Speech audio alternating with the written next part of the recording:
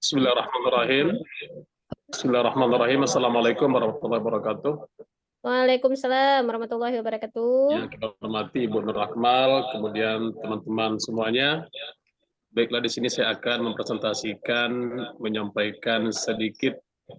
Ini rancangan ya Bu, kita belum Ya. belum merealisasikan P5 dan P5 secara utuh, tetapi Baik. rancangan sebagaimana yang sudah saya buat sebelumnya sesuai dengan tugas sebelumnya. Saya di sini memilih tema gaya hidup berkelanjutan, kemudian dengan topik menjaga lingkungan alam sekitar, proyek profil, mengkampanyekan, dan juga membiasakan gaya hidup bersih. Ya, kenapa ini saya pilih? Karena ini merupakan kurikulum yang baru, tentu ini yang bisa dilakukan untuk tahap awal, sebelum nanti kita melangkah pada tahap lanjutan dan lain sebagainya. Kemudian juga, adapun latar belakang kenapa saya memilih ini, tentu ada hal yang mendasari pemilihan proyek P5 dan PPRA di MTSN Negeri 4 Rokan Hulu, yaitu kurangnya kesadaran siswa atau peserta didik untuk menjaga kebersihan lingkungan madrasah, sehingga terjadi permasalahan seperti sampah berserakan, sampah bertebaran di lingkungan madrasah. Inilah yang mendasari kenapa saya memilih gaya hidup berkelanjutan. Kemudian, berikut adalah beberapa langkah yang dapat dilakukan dalam kontekstualisasi permasalahan dalam tema gaya hidup berkelanjutan. Yang pertama adalah observasi lingkungan.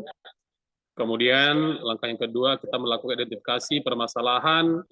Kemudian yang ketiga, kita membuat rencana aksi yang konkret dan teratur untuk mengatasi permasalahan yang telah diidentifikasi sebelumnya.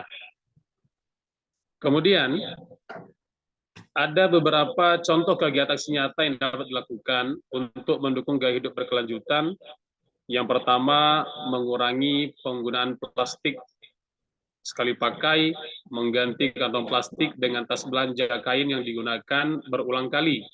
Kemudian juga berpartisipasi dalam gerakan sosial, bergabung dengan komunitas atau kelompok yang peduli dengan lingkungan. Yang ketiga, membuang sampah pada tempat yang telah disediakan. Kemudian pada poin yang keempat, di sini juga memisahkan antara sampah organik, anorganik, dan sampah bahan berbahaya dan beracun atau B3. Selanjutnya, melakukan upaya daur ulang sampah sehingga menjadi barang yang berguna dan juga bermanfaat. Kemudian juga, dalam hal ini, kita di madrasah, karena tahapnya ini adalah kampanye, dalam rangka pembiasaan, kita akan memberikan pemahaman dan juga pengenalan kepada peserta didik. Di sini kita memberikan pemahaman seperti jenis-jenis sampah dan contohnya. Yang pertama ada sampah organik, ada beberapa contoh bisa kita lihat, ada sisa sayur, kulit pisang, buah yang busuk, kulit bawang dan sejenisnya yang mudah dan cepat terurai. Kemudian juga ada sampah anorganik seperti sampah plastik, kaleng, dan styrofoam. Dan kemudian ada sampah bahan berbahaya dan beracun seperti batu baterai, pestisida, oli bekas, deterjen pakaian, dan pembersih lantai. Selanjutnya, di sini kita memberikan paparan berupa poster kepada peserta didik. Kita akan berikan pemahaman kepada mereka apa dampak yang terjadi kalau seandainya sampah tidak terkelola dengan baik atau sampah dibuang tidak pada tempatnya. Seperti kita lihat pada nomor 1, akibat sampah dibuang di sungai, maka terjadi banjir. Tentu banjir ini merugikan masyarakat. Yang kedua, kita lihat sampah dibuang di pinggir jalan, sehingga ini tentu bisa menimbulkan polusi udara dan juga polusi tanah, sehingga muncul penyakit yang berbahaya. Kemudian pada poin yang ketiga, kita lihat ini merupakan sampah dibuang di pantai. Tentu dampaknya adalah merusak ekosistem dan juga biota laut yang ada di laut tersebut. Dan yang poin keempat ini, salah satu dampak buruknya adalah terjadinya kebakaran hutan yang tentu merugikan masyarakat. Dan yang terakhir, Di sini kita tampilkan kepada peserta didik bagaimana sikap dan upaya dalam pemanfaatan sampah. Yang pertama, sikap kita adalah seperti membersihkan kelas setiap jam pulang sekolah.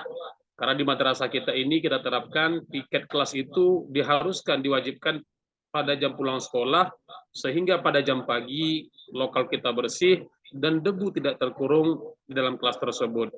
Kemudian juga kita di madrasah memulai adanya beberapa tong sampah sesuai dengan jenis sampah yang kami sebutkan sebelumnya. Ada organik, ada anorganik, dan ada sampah B3. Kemudian kita berikan pemahaman kepada peserta didik bahwasanya sampah itu bisa menjadi bahan ataupun barang yang ekonomis, bahan yang bermanfaat, barang yang bermanfaat, dan juga memiliki nilai jual. Kemudian juga sampah itu bisa dimanfaatkan seperti polybag. Kemudian di negara-negara maju bahkan sampah itu sendiri bisa dijadikan salah satu bahan baku pembuatan aspal.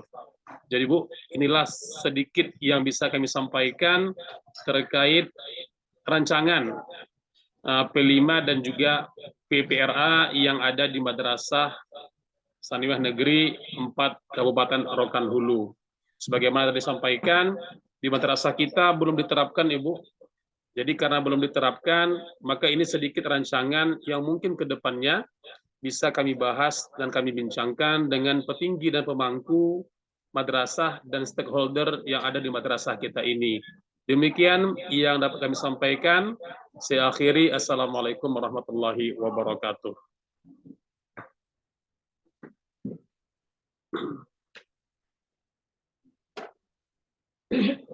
Baik, Soalnya